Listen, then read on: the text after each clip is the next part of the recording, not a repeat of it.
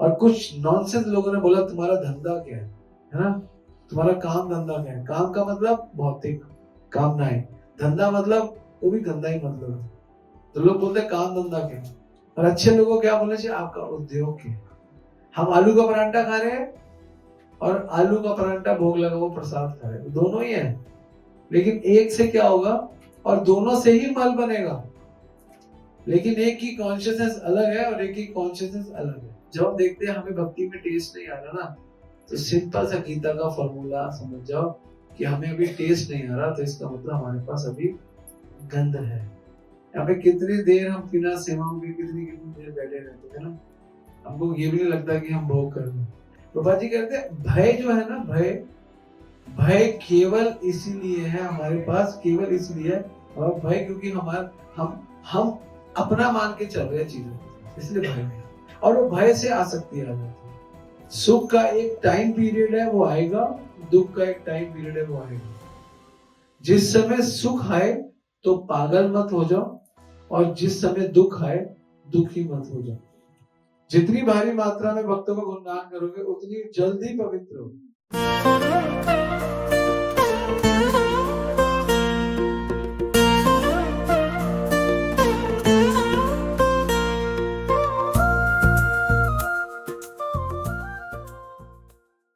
तो आप लोग इस कलयुग में रहते हो, इस कलयुग में हमारे जो प्राण है वो अल्प है।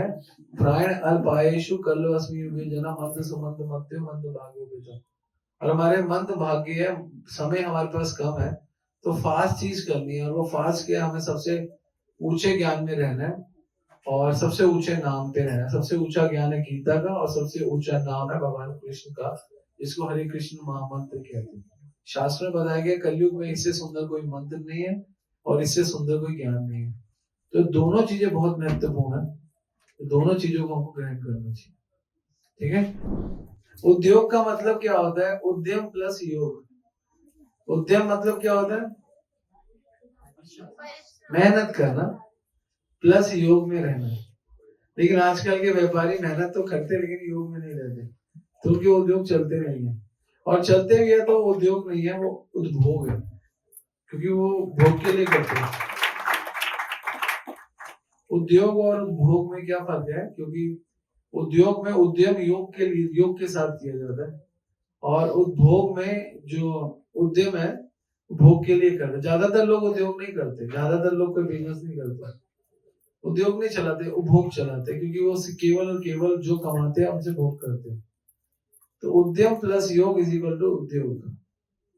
योग आपको करना ही पड़ेगा। गीता में भगवान अर्जुन को बोलते हैं, क्या क्या श्लोक है वो, युक्त आहार विहारस्य युक्त कर्म सुचेतस्य युक्त स्वप्न बोधस्य योग भवति दुःख। अर्जुन तुम्हें कभी दुख नहीं आएगा जीवन में, योग भवति, योग में आ जाओ, युक्त हो जाओ भगवान से। गीता क्लियर मैसेज दे रही है कि योग में आना पड़ेगा। भागवत क्लियर मैसेज दे रही है। भागवत क्या करिए? नोट उद्दायत न रतिम श्रम एवं केवलम। अगर आपके कार्य करने से, कोई भी उद्यम करने से रतिम पैदा नहीं हुई भगवान के प्रति, आकर्षण नहीं हुआ, तो वो श्रम एवं ही केवलम, वो केवल मेहनत है। रति पैदा होनी चाहिए हर क्रिया के बाद। तो उद्यम करना पड़ता है, और उद्यम में अगर भोग उसका रिजल्ट है तो उद्यम क्या है? वो उपभोग है, उद्योग नहीं। तो इन्होंने, इनकी अच्छी कॉन्शियसनेस है, इन्होंने बिजनेस किया और सोचा कि मैं क्यों भक्तों को पार्टी दूं, मैं पैसा इन्वेस्ट करूं सेवा में, तो अच्छी बात है। क्योंकि जितना पैसा आपकी सेवा में लगेगा वो पैसा ही वास्तव में आपकी सच्ची कमाई होती है। जो पैसा भोगों में लगता है वो तो अनर्थ बन जाता है, वो तो उसका तो कोई अर्थ नहीं है, क्योंकि वो फिर आपको नए कर्म से जोड़ रहा है। तो अगर हम योगी बनना है, योगी बनने का मतलब एक गृहस्थ भी योगी बन सकता है। गृहस्थ को भी योग करने का पूरा अधिकार है। बस गृहस्थ कैसे योगी बन सकता है? गृहस्थ ऐसे योगी बन सकता है कि जो भी उसके पास वस्तु है वो भगवान से जोड़ दे, है ना। योगी कर्म कुर्वन्ति, योगी सारे कर्म करे। कर्म करने वाले को योगी बोला, कर्म छोड़ने वाले को योगी नहीं बोला। तो कर्म कुर्वन्ति, योगी कर्म कुर्वन्ति, लेकिन सम त्यक्त्वा आत्मशुद्धि। ऐसा ऐसा योग करो, ऐसा उद्यम करो, ऐसा उद्योग करो कि उसके जो फल है ना, जो भी उसका रिजल्ट है, या तो उसकी चिंता में मरो मत, क्या होगा क्या होगा, या उस फल को भगवान को अर्पण कर दो, और उस अर्पण करने में जो मेहनत लगेगा, जो धन लक्ष्मी लगेगा, उसमें उसका चिंतन या चिंता मत करो। दो चिंताएं बोलिए, कौन कौन सी चिंताएं बोलिए? पहली चिंता बोलिए क्या, कौन बताएगा?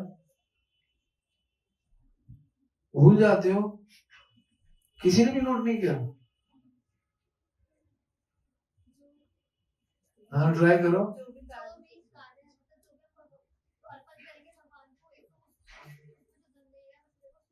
वो तो दूसरा पता है, पहला क्या पता है? जो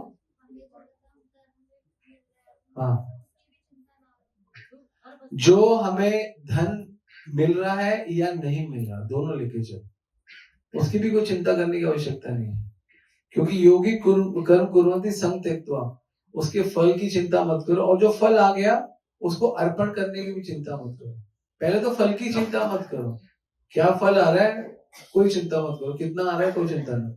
इसका क्या एंडेवर होता है, एक उद्योगपति के लिए, या वो जो भी कुछ कर रहा है, वो अगर कम आया तो उसको चिंता नहीं करनी कि वो सुसाइड कर ले या अपने आप को मार ले, या फिर वो लड़ाई करे, क्रोध करे, जो आया उसमें सेटिस्फाइड हो जाए, पहला।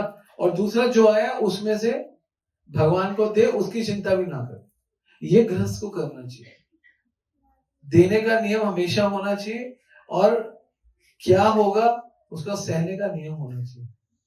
तो यही यही यही ब्रह्मा जी बोल रहे थे अनुकंपा श्लोका में, सह लो और अर्पण कर दो। तो उद्योग में बहुत जरूरी है, क्योंकि उद्योग हमेशा ऊपर नीचे रहेगा, लेकिन अगर आपका उद्योग जैसा भी है तो आप, लेकिन अगर उस उद्योग में आप उद्यम करके भगवान को ऐड कर रहे हो, तो उद्योग प्रॉपर बन जाता है। ठीक है ना? तो हम 5 परतों में पड़े रहते हैं। कितनी लेयर्स है हमारे ऊपर? भगवत गीता बताती है 5। सबसे पहली कौन सी है? कौन सी है? नहीं बताओ। नहीं, 5 लेयर्स है। नहीं, मेरे को लगता है किसी को नहीं पता होगा, फिर भी कोशिश करो। अन्नमय कोश, दूसरा है प्राणमय कोश, तीसरा है मनोमय कोश, चौथा है ज्ञानमय कोश, और पांचवा है आनंदमय कोश। We are in 5 layers. हर उद्योगपति भी 5 लेयर में आएगा। सबसे पहला होता है अन्नमय कोश। अन्नमय कोश क्या होता है? जब हम शरीर के स्तर पर सोचते हैं, अन्न अन्न क्यों चाहिए, किसके लिए चाहिए अन्न? शरीर के लिए। तो अन्नमय कोश, तो कोई भी व्यापारी 99% लोग अन्नमय कोश में पड़े हुए हैं, शरीर के लिए, शरीर के लिए, शरीर के लिए, शरीर के लिए, शरीर के लिए। तो ये जो लेवल है, ये बिल्कुल डिस्गस्टिंग लेवल है। शरीर के लिए सोचना, उसको फैसिलिटी देना, और उसको, और शरीर ही कारण है भय का। किसका कारण है? शरीर की कॉन्शियसनेस भय का कारण है ना? हमको ये, हमको वो, हमारे शरीर को, हमारी बॉडी को, और इसी भय के कारण हमको हो जाती है आसक्ति। आसक्ति का कारण क्या है? भय। और भय का कारण क्या है? शरीर। ऐसा नहीं है कि हम लोग शरीर से इतना, शरीर नहीं मानेंगे, शरीर तो नहीं, मतलब अन्नमय कोश का मतलब है कि हमारी कॉन्शियसनेस केवल वहां पे ना पड़ी रहे, निकलने का प्रयास करें। अगर हमें अनुभव नहीं है आत्मा का, हमें सिर्फ नॉलेज है नहीं, तो धीरे धीरे प्रैक्टिस करें और अच्छी माला करें और अपने आप को ठीक करें, ना कि हम इस संसार में बह जाए। उसको कहते हैं अन्नमय कोश। ज्यादातर लोग 90%, 99% लोग अन्नमय कोश में, अपने आप को शरीर, और उससे थोड़ा सा इंप्रूवमेंट है, वैसे तो अच्छा तो अभी नहीं है ये, इस दो में 99% लोग। दूसरा प्राणमय कोश। प्राणमय कोश मतलब जीवन, जीवन जीने के लिए सारी लग्जरीज। पहले तो अन्नमय कोश है। अन्नमय कोश क्या है? शरीर के लिए फैसिलिटी ये, और प्राणमय कोश है जीवन को कैसे अन्न से थोड़ा और अच्छा। अन्न में क्या है? खाना पीना सोना। अब प्राणमय कोश है जीवन शैली को अच्छा करना, लाइफस्टाइल, लाइफस्टाइल हाई करना। लाइफ हाई नहीं होती, लाइफस्टाइल हाई हो जाता है। अपना ध्यान रखना, प्राणों को बचाना, योगा भी कर सकते हैं, इसमें बहुत कुछ कर सकते हैं। मतलब ये भी 99% लोग इन्हीं दो में रहते हैं। तो ये जो भी बिजनेसमैन है, मैं उनके लिए बता रहा हूँ, ज्यादातर जो कमाते हैं अपना इन दो में अपना लाइफ बिता। तीसरा है मनोमय कोश। इनमें से कुछ लोग मनोमय कोश में आते हैं, वो इससे और इम्पोर्टेंट है, इससे थोड़ी और अच्छी है ये भी भौतिक में। इसमें क्या है, मन के अंदर डिजायर्स जो है, बहुत स्ट्रॉन्ग डिजायर्स, बड़ा बनने की कला, है ना, रूप, रंग, स्पर्श, जो जो 5 आपके जो ज्ञान ज्ञान इंद्रियों के विषय, उनको और इंटेंसिफाइड करना, तो इनको कहते हैं ज्ञानमय कोश, ओ सॉरी मनोमय कोश। मनोमय कोश में क्या होता है कि आपको इससे थोड़ा इम्प्रूवमेंट है, इससे थोड़ा अच्छा है, क्योंकि आप शरीर के लिए नहीं सोच रहे बहुत ज्यादा, शरीर के लिए सोचने वाला इंटॉक्सिकेशन में आ सकता है, लेकिन जो मनोमय कोश में है वो अच्छा सोच रहा है शरीर के लिए कि मैं कैसे हल्दी बादाम खाऊं, कैसे काजू खाऊं, है ना, कैसे अच्छा रहूं और अच्छे पहनूं, अच्छा दिखूं, अच्छा लुक, अच्छा सब कुछ, तो होता है मनोमय कोश। फिर उसके बाद चौथा है ज्ञानमय कोश, वो थोड़े इंटेलिजेंट होते हैं इन तीनों से, और वो नॉलेज लेते हैं कि वो अच्छा जीना चाहते हैं। क्या चाहते हैं? अच्छा, कि हम लोग शरीर तो है नहीं, हम लोग आत्मा है, तो हम कैसे सुखी रह सकते हैं, उसको कहते हैं हम कैसे सुखी रह सकते हैं, उसको कहते हैं ज्ञानमय कोश। फिर फाइनली आता है आनंदमय कोश, उसमें आप फुल नॉलेज में हो, फुल सरेंडर में हो, फुल एग्जीक्यूशन में हो। अब आप सोचते हो कि हमको क्या करें, हम गुरु को, कृष्ण को, और हमारा जो भगवान से संबंध है, उस संबंध को जान के, है ना, तब आप आनंद लेना शुरू करते हो, भक्ति करते हो, क्योंकि आनंद तो भक्ति में ही है। योगी ज्ञानी बन के आनंद नहीं है, योगी ज्ञानी लोग आनंद नहीं लेते, योगी ज्ञानी लोग मुक्ति के पीछे भागते हैं, और योगी ज्ञानी लोग इंद्रियों से, इससे जो भी हमारी इंद्रियों से हम अनुभव करते हैं, योगी ज्ञानी उनको रिमूव करते हैं, हटाओ ये गंदी चीजें हटाओ, हमें ध्यान लेना है, हमें ध्यान में जाना है। लेकिन गीता में ये नहीं सिखाती। भगवान क्या बोलते हैं भगवत गीता में अर्जुन को बोलते हैं, अर्जुन तस्याम सुलभ पार्थ, जो मैं तेरे को बता रहा हूँ ये सुलभ पार्थ है ना, क्या है, अनन्य चेतता सततम योमा स्मृति नित्यश, जो मेरा नित्य स्मरण करता है, अनन्य भाव से मेरा स्मरण करता है, तस्याम सुलभ पार्थ, मैं उसके लिए सुलभ हूँ, मैं उसको जल्दी से मिल जाता हूँ, है ना, और उसके नित्य युक्त योगी ना, वो नित्य युक्त योगी बन जाता है। और इससे पहले वाले श्लोक में क्या बोलते हैं भगवान, ओम इति एक अक्षरम ब्रह्म, एक अक्षर ब्रह्म है जिसको ओम के नाम से जाना जाता है। लोग ओम का ओम शांति शांति शांति, तो भगवान बोलते हैं ओम इति एक अक्षरम, ओम एक ऐसा अक्षरम है जो ब्रह्म है ना। लेकिन अर्जुन वो है और कुछ नहीं, वो है महामनुस्मरण। क्या शब्द है पहले आता है? महामनुस्मरण से पहले कोई शब्द आता है? व्याकरण महामनुस्मरण, व्याकरण में वो मेरा ही अनुस्मरण है। भगवान बोल रहे हैं वो ओम और कुछ नहीं है, व्याकरण महामनुस्मरण, और कुछ नहीं, वो मैं ही हूं। इसलिए भगवान कह रहे हैं, उसके बाद भगवान बोलते हैं कि यह तेजता यह प्रतिदिन त्यज देहम, जब आप शरीर को छोड़ते हो सयाति परम गति, तो आपकी घर परम गति होती। मतलब भ्रम के चक्कर में रहना, ओम के चक्कर में रहना इतना अच्छा नहीं है, गीता मना कर रही है, मुश्किल है। लेकिन तस्याम सुलभ पार्थ, मैं बड़ा सुलभ हूँ, नित्य युक्त से योगिना, और मेरे में नित्य युक्त हो जाओ। तो इसलिए भगवान को युक्त होना है हमें। गीता कहती है युक्त हो जाओ, हर चीज, जो धंधा किया युक्त कर लो, जो पत्नी की है युक्त कर लो, जो बच्चे की है युक्त कर लो, जो बिल्डिंग की है युक्त कर लो, जो धन की है युक्त कर लो, वैसे जोड़ लो। क्योंकि और जोड़ना चाहिए, क्यों नहीं जोड़ना चाहिए? सब भगवान से जो आ रहा है। रूट कॉज कौन है? कौन है रूट कॉज? हम ये धोती पहनते हैं, धोती किससे बनती है? कपड़े से। कपड़ा किससे बनता है? कपास से। कपास कहां से आती है? रूट कॉज क्या है? धोती की रूट कॉज क्या है? आप अभी कुछ प्रसाद पाओगे, चावल पाओगे, चावल कहां से आते हैं? किराने की दुकान से। किराने की दुकान वाला किससे लेता है? आड़ती से। आड़ती किससे लेता है? किसानों से। किसान कहां से उगाते हैं? धरती से। धरती किसके होगा? रूट कॉज आप कोई भी चीज का देखो तो भगवान ही है, और कोई नहीं। रूट कॉज कोई नहीं है। आप पानी पीते, पानी कहां से आता है? भगवान से। अब रूट कॉज कौन सी कहां से आ रहा है? हमारा जन्म भी देख लो ना, इतने सारे लोग पैदा हुए, उनका रूट कॉज के माता पिता नहीं, वो भी रूट कॉज भगवान है, भगवान की कृपा से होता है ना। भगवान कौन सा श्लोक होता है? कर्मणा देव नेत्र में भगवान बोलते हैं कर्म फल, जो फल मिलता है कर्मणा मतलब कर्म फल, कर्मणा देव नेत्रेण, जो भी आपको इस जगत में फल मिल रहा है वो देवताओं की कर्मणा देव नेत्रेण, भगवान कहते हैं मेरी कृपा से मिल रहा है। और जंतु देव उपत्य, जंतु मतलब जीव, वो पैदा होता है। कब पैदा होता है? जब स्त्रियां प्रविष्ट उदरम, जब स्त्रियों के पेट के अंदर, उदर के अंदर पुंसा रेत का नाश है, पुरुष के रेत का कण का आश्रय जाता है। लेकिन इससे नहीं होता, कर्मणा देव नेत्र में, जब कर्म भगवान का नेत्र होता है तब होता है। जंतु देव उपत्य, तब जंतु पैदा होता है, जब जीव पैदा होता है। तो जीव के पैदा होने का रूट कॉज भी कौन है? भगवान। सबका रूट कॉज कौन है? और गीत वो ब्रह्मा जी क्या कह रहे हैं? ईश्वरम परम कृष्ण सच्चिदानंद विग्रह अनादिरादि गोविंद सब कारणों के कारण भगवान। तो रूट कॉज नो भगवान। तो इसलिए हर एक्टिविटी का रूट कॉज, आप घूम के जाओगे थोड़ा डीप और डीपर जाओगे तो आपको लगेगा सबका रूट कॉज भगवान है, और कोई रूट कॉज नहीं। तो वही भगवान ही हमारे उद्योग को चलाएंगे। योग है उद्योग भी।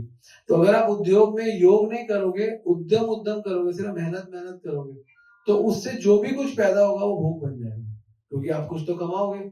आप अगर 2 सीढ़ी ऊपर, 2 फ्लोर ऊपर भी चढ़ते हो तब भी आपको सांस तो फूलता है, कुछ तो मिलता ही है। कुछ भी करने पे कुछ मिलता है।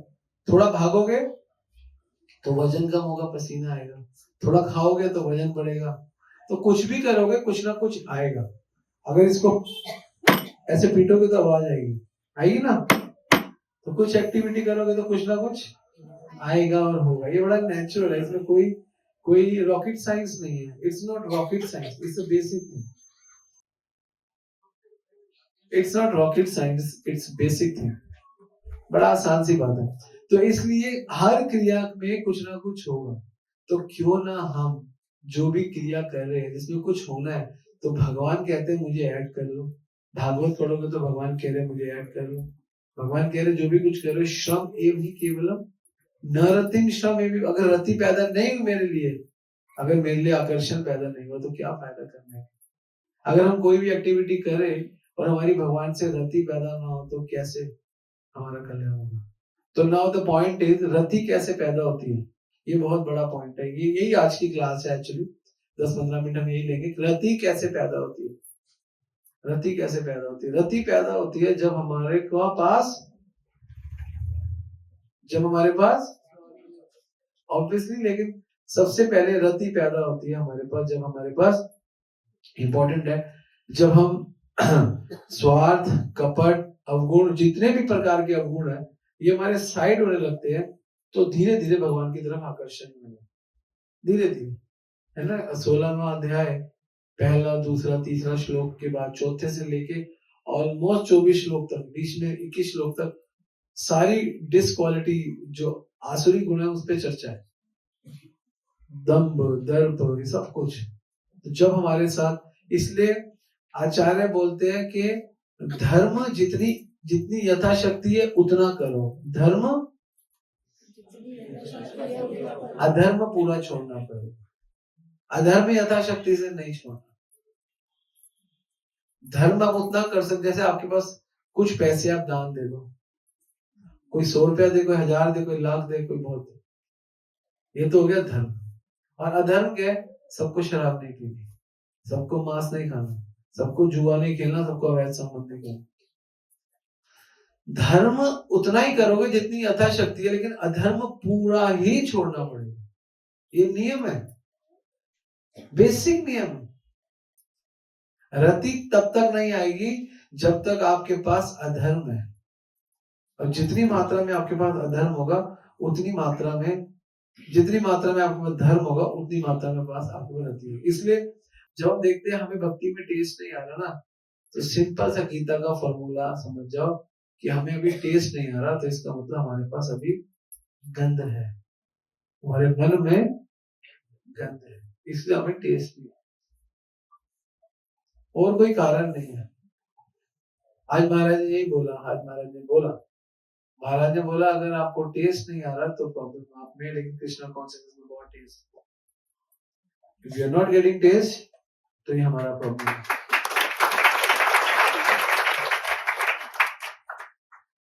तो धर्म कितना करना है? यथाशक्ति। और अधर्म कितना करना है? Comes to 0। बहुत इंपॉर्टेंट है। हम कई बार क्या करते हैं, धर्म यथाशक्ति से ज्यादा कर देते हैं और अधर्म छोड़ते नहीं, वो नहीं चलेगा। आप धर्म कम भी करोगे तो चलेगा, लेकिन अधर्म पूरा छोड़ो। क्या बोलते थे बड़े बुजुर्ग, भला किसी दा ना कर सके ते बुरे पंथ ना जा। मेरी दादी बोलती थी, भला किसी दा ना कर सके मतलब किसी का अच्छा नहीं कर सकते ते बुरे पंथ ना जा। बुरा पंथ मतलब जीरो कर दो उसको, जीरो कम्स टू जीरो। शून्य इदम जगत सर्वम गोविंद वीरम। शून्य करना पड़ेगा जगत को। ये जगत को मतलब सब शून्य, अधर्म शून्य, सबसे बड़ा पॉइंट है अधर्म शून्य। तो पहले पता हो अधर्म है क्या, पाप क्या है। सबसे बड़े पाप है मांस खाना, है ना, अवैध संबंध करना, नशा करना, जुआ खेलना, ये 4 बड़े पाप है। और इसके साथ साथ ईर्ष्या, द्वेष, काम, क्रोध, मद, मोह, लोभ, ये जो 6 रिपु है, ये भी अधर्म को ही सपोर्ट करते हैं। अंदर से भी हमको शुद्ध होना है ना, अंदर से पवित्र होना है। और कैसे बड़ी जल्दी अंदर से पवित्र हो जाएंगे भाई, ये समझ लो कि हमको पवित्र होना है। हमको ये मनुष्य जीवन बहुत लिमिटेड है और बहुत हाई पर्पस के लिए मिला है। हमें सब कुछ ठीक होना है, फटाफट होना है, टाइम कम है, ठंग डंग डंग डंग डंग, बस। सर्व उपाधि मुक्त तत्परित्व निर्मल होना है। सारी उपाधियां छोड़नी है, सब कुछ निकलना है, हमें हायर गोल के लिए जाना है। रसवर्ज्य परम दृष्टा निवर्तते, विषय विनिवर्तन्ते नियरस्य देहि। हमें हायर टेस्ट की तरफ भागना पड़ेगा, तब तो हमारा कल्याण होगा। हायर टेस्ट हमको पता है क्या, कृष्ण को हायर टेस्ट एप्लीकेशन नहीं किया। Process is simple but application is difficult. दो बात बोलते थे, यही है और कुछ नहीं है। तो इसलिए आप कोई भी काम करो इसी पर्पस से करो कि मुझे इस काम से शुद्ध होना है। हम कोई भी काम करते हैं, हम सोचते हैं इसमें हमको प्रॉफिट कमाना है ना, और हमको क्या सोचना है, ये काम करना है मुझे शुद्ध होना है।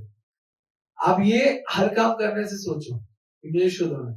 धंधा कर रहे हो तो हाँ मुझे शुद्ध होना है, नौकरी कर रहे हो तो हाँ मैं इसलिए करूंगा, कमाना मुझे शुद्ध होना है। मैं ये काम कर रहा क्यों करना है, मुझे शुद्ध होना है।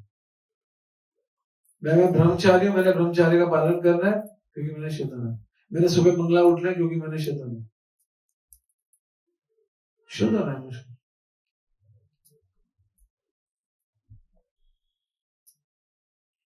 तो ये बहुत जरूरी है। इसको मैंने सेवा पे लगाया, ये 400 माला लेकर आया। हम महाराज के 4 घंटे मीटिंग में थे, तो मैंने वैष्णव परायण को बोला ये 1 घंटे में आ गया।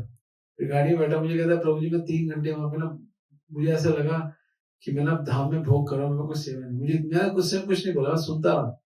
मैंने बोल रहा हूँ, अच्छी भावना है कि ऐसे लगे धाम में भी मैं भोग कर रहा हूँ, कि मेरे को कोई सेवा ही नहीं थी भाई। 1 घंटे मेरी सेवा में मेरे को लगा मैं 3 घंटे भोग कर रहा हूँ।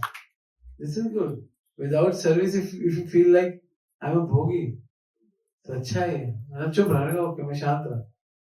यहाँ पे कितनी देर हम बिना सेवाओं के कितनी कितनी देर बैठे रहते हैं ना, हमको ये भी नहीं लगता कि हम भोग कर रहे हैं। सीरियसली भोग ही कर रहे हैं हम ऐसे। तो इसने जो बात बोली बिल्कुल सही बोली। जब हम बिना सेवाओं के बिल्कुल वेले बैठे तो कुछ नहीं करते हो, तो भोग ही करते। तो ये हम जो उद्योग और ये भोग कर रहे यही है। जब हमें बहुत ताकत है, बहुत एनर्जी है और हमें बहुत आइडियाज है और बहुत इच्छा और कुछ नहीं कर पा रहे, तो इच्छा नहीं है, बस इच्छा हो तो भोग नहीं, इच्छा होगी तो कुछ कर लेंगे। लेकिन सोचना कि मैं भोग कर रहा हूँ, ये भोग नहीं है, ये रियलाइजेशन है। क्या बोलते हैं, अव्यथ कालत्व, यही है। तो इसलिए हम उद्योग लगा रहे हैं, हम बिजनेस कर रहे हैं, हम बड़ा बनना चाह रहे हैं, उसमें हम कितना टाइम लगाएंगे, कितनी सेवा कर, कितना टाइम लगाएंगे। दिन के 8 से 10 घंटे 12 घंटे लगते हैं, एक फैक्ट्री देखना, लेबर देखना, ये करना वो करना। क्या ये भोग है? हाँ ये भोग हो सकता है अगर उसका जो उपार्जन है उससे शराब पी जाए, ये भोग है। उसके उपार्जन से मांस खाया जाए, संबंध किया जाए, जुआ खेला जाए, तो भोग है। इसके पैसे से अगर हम अच्छे अनुष्ठान में पैसा लगाए तो भोग नहीं है, तो ये भोग नहीं है, तो ये योग बन जाता है। क्रिया सेम होती है, उसके पीछे की कॉन्शियसनेस उसको भोग और योग बनाती है। क्रिया इज सेम। हम आलू का परांठा खा रहे हैं, और आलू का परांठा भोग लगा वो प्रसाद खा रहे, दोनों ही है, लेकिन एक से क्या होगा, और दोनों से ही मल बनेगा, लेकिन एक की कॉन्शियसनेस अलग है और एक की कॉन्शियसनेस अलग है, चेतना अलग है। तो आप लोग उद्योग लगाओ, इसमें कोई दिक्कत नहीं है, उद्यम करो, इसमें कोई दिक्कत नहीं है, लेकिन उस उद्यम के अंदर योग होना बहुत जरूरी है, तभी उद्योग बनेगा। अगर योग ही नहीं है तो किस चीज का उद्योग है? तो हमारे हमारे हमारे जो बिजनेस भी है उनका नाम भी योग है, उद्योग। आप देख रहे हो कितना हमारा जो कल्चर है कितना रिच कल्चर है। हम बिजनेस को भी वो नहीं समझते कि हम ये धंधा कर रहे हैं, और कुछ नॉनसेंस लोगों ने बोला तुम्हारा धंधा क्या है ना, तुम्हारा काम धंधा क्या है? काम का मतलब भौतिक कामनाएं, धंधा मतलब वो भी गंदा ही मतलब है। तो लोग बोलते हैं काम धंधा क्या है, और अच्छे लोगों को क्या बोलना चाहिए? आपका उद्योग क्या है? उद्योग मतलब आप उस योग से, पहले यही बोला जाता था आपका उद्योग क्या है, अब बोला जाता है आपका काम धंधा क्या है, क्योंकि वास्तव में काम और धंधा ही कर रहे हैं और कर क्या रहे हैं, है ना, अपनी कामनाओं को पैदा कर रहे हैं, अपनी कामनाएं बना रहे हैं और धंधे में लगा रहे हैं, यही तो कर रहे हैं। तो हम यही काम, यही पूछते हैं काम धंधा क्या करते हैं, काम धंधा क्या करते हैं, यही पूछते हैं ना। लड़का काम धंधा क्या करता है? लड़का धंधा नहीं करता भैया, ना लड़का काम होगा, लड़का उद्योग चलाता है, उद्योगपति है ना। और जब उद्योग होता है, जब धनवान हो जाते हैं, कहते उद्योगपति है, बहुत सुंदर नाम।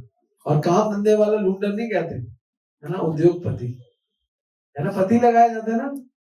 कितना सुंदर है हमारे सनातन पद्धति में शब्दों का जो क्या कहते हैं चयन, इतना सुंदर है, कितना सुंदर चयन।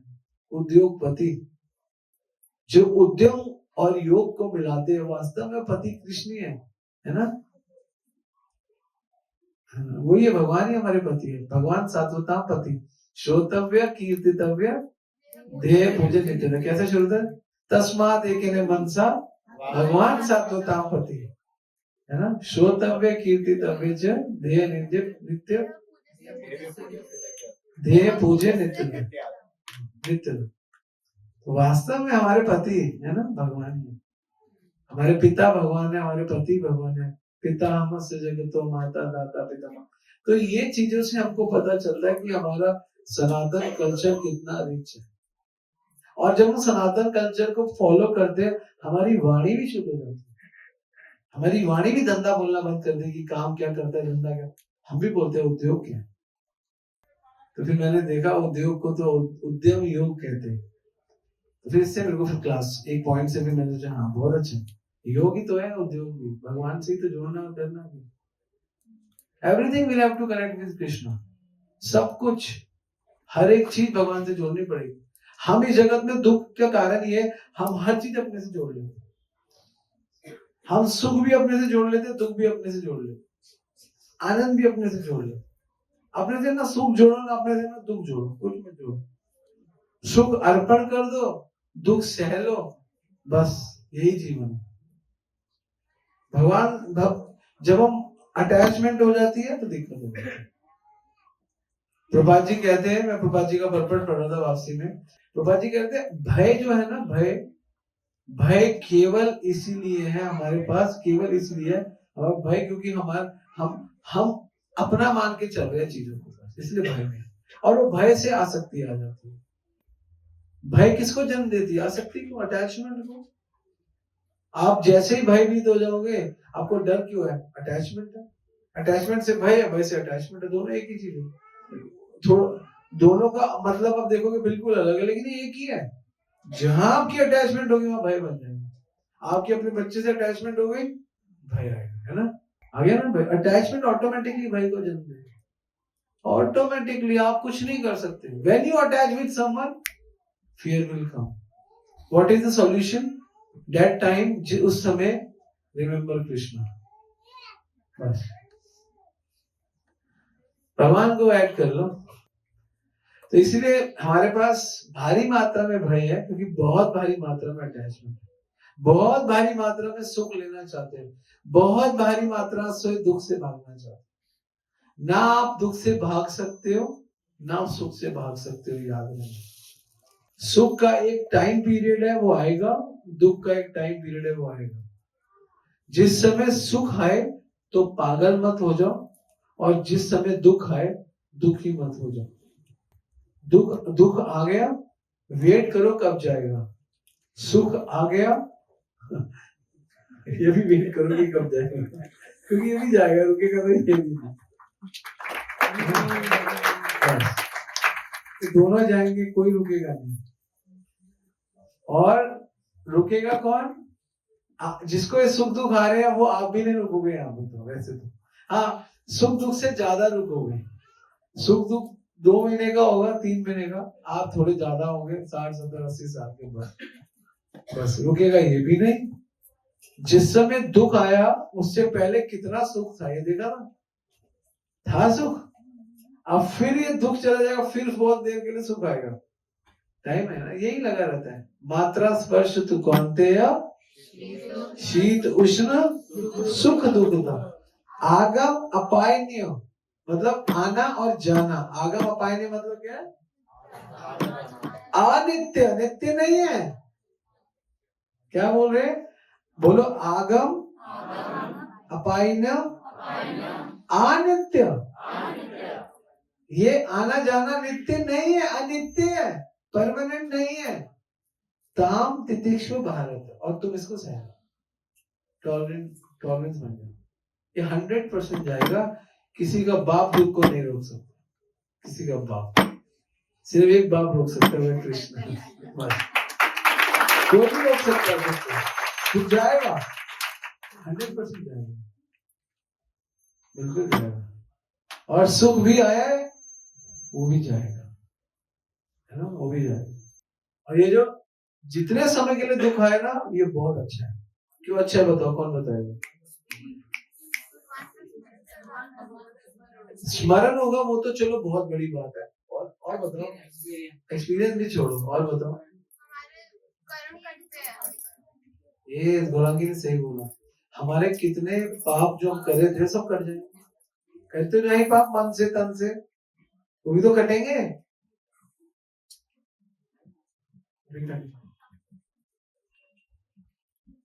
पाप कैसे करते हैं बताओ? 2 तरीके से। चाणक्य पंडित कहते हैं बहुत सुंदर, 2 तरीके से पाप करते हैं। कैसे करते हैं पाप बताओ? भक्ति करके तो बहुत बड़ी बात होगी। भक्ति पाप करते हैं पहले दुख लेकर, और दूसरे पाप करते हैं भक्तों का गुणगान कर, बस।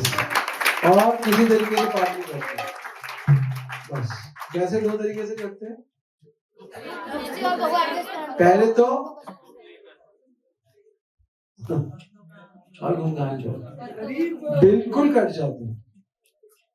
जितनी भारी मात्रा में भक्तों को गुणगान करोगे उतनी जल्दी पवित्र हो। चाणक्य पंडित कहते हैं,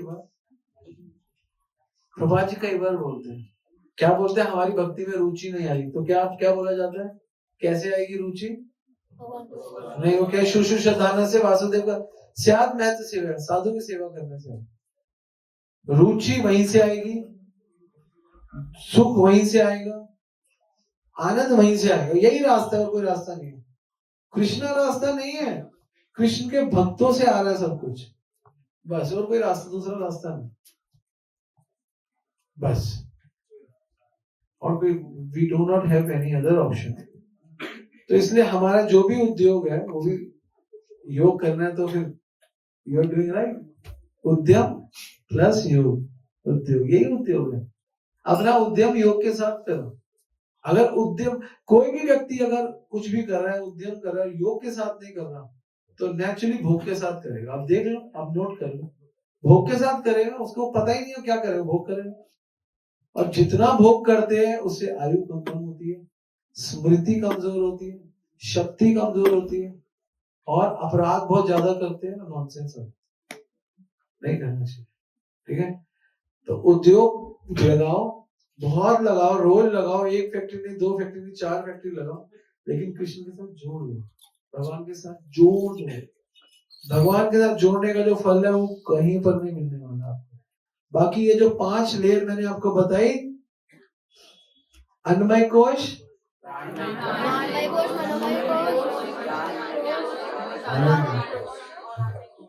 ये हर जगह है, हर के साथ है। इसके साथ भी, इसके साथ भी, इसके इसके इसके इसके इसके इसके इसके। अन्नमय मतलब शरीर के स्तर पर ही सोचना, क्योंकि शरीर के लिए अन्न होता है ना, अन्न उसके लिए। फिर प्राणमय, जीवन के लिए सोचना, लंबा अच्छा साइड बढ़िया में। फिर मन के लिए सोचना, मन में बहुत सारी दुविधाओं के लिए। फिर ज्ञान में, किसी में नहीं, सिर्फ फाइनली भगवान के लिए।